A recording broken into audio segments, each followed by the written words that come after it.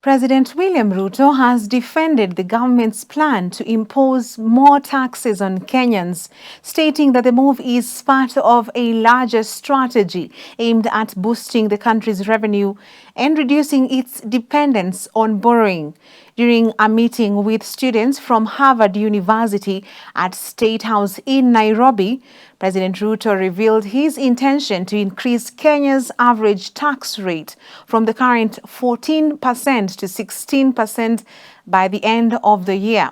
And as Grace Ahati now reports, Ruto has justified this decision by highlighting that Kenya's tax rates are significantly lower compared to those of its neighboring countries across the continent. And the future is here.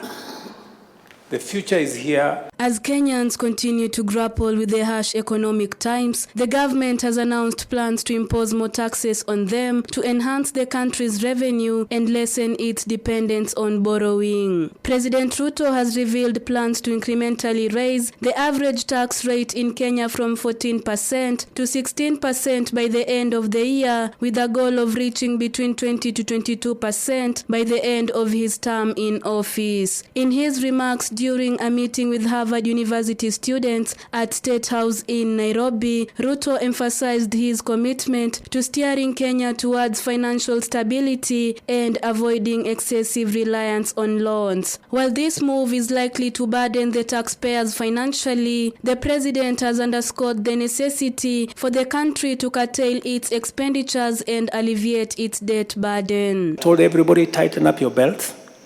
I am not going to preside over a bankrupt country. I am not going to preside over a country that is in debt distress. We have to cut our spending, and there is no free lunch. And we have to think of what we need to do two fundamental things. Reduce. We cannot spend what we don't have. While defending the government's decision, the head of state has pointed out that Kenya's current tax rates are significantly lower than those of other countries on the African continent. Ruto's sentiments come barely a week after the National Treasury gazetted the Finance Bill 2024, which included various new tax proposals, a move that was met with criticism from both financial experts and the general public. My drive is to push Kenya. Possibly this year we will be at 16% from 14%. I want in my term, God willing, to leave it at between 20 and 22%. It's going to be difficult. I have a lot of explaining to do.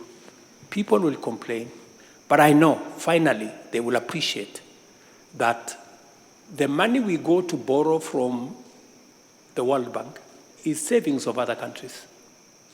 We have to begin to live within our means. Meanwhile, Ruto has maintained that the government is moving all its services to the digital space, which he believes will enhance the country's revenue. For your information, we are moving all government services online.